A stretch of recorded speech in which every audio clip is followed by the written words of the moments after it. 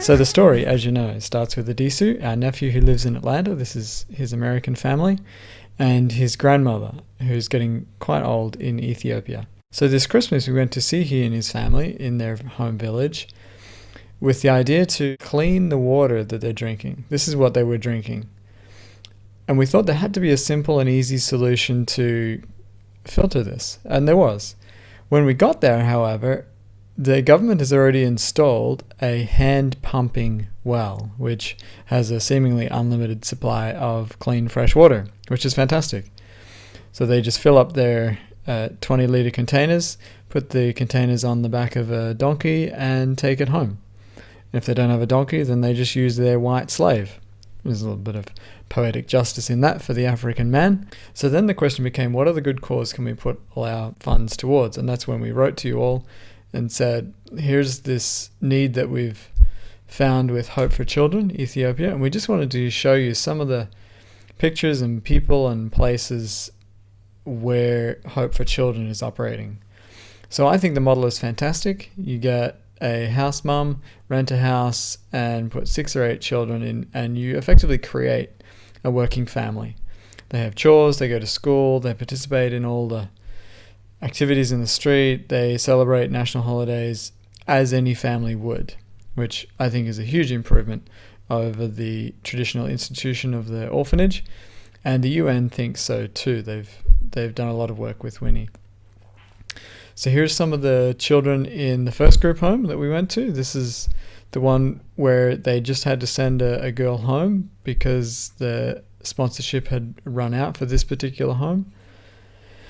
And then these are the children at the other group home who also have lost their sponsorship. But the children are amazing. They said, like, we'll eat lunch at school, we'll go without breakfast, and we can go without dinner. We would rather stay together as a family than go through the heartache of saying goodbye to brothers and sisters just because there isn't enough funds.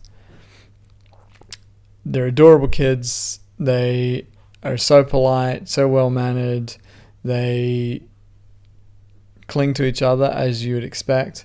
And some of the younger children have actually taken the older brother's surname as if he was their father. So they're very, very sweet, very loving. And we think that with a very small contribution, you can make a huge difference to the future of Ethiopia, because these will be the next doctors, lawyers, engineers, nurses. A lot of them are health officers, 3 of the girls that we met. So they're effectively a nurse practitioner or a physician's assistant, and they will do a lot in educating the rural areas in health and well-being. Here's some of the graduates here. More children from other group homes. Winnie has been doing this for 20, 30 years and has done an amazing job. So there's some visuals of what we were doing in Ethiopia and what all of your kind donations have gone to support. So thank you very much, and on behalf of Winnie and the children, thank you from the bottom of our hearts.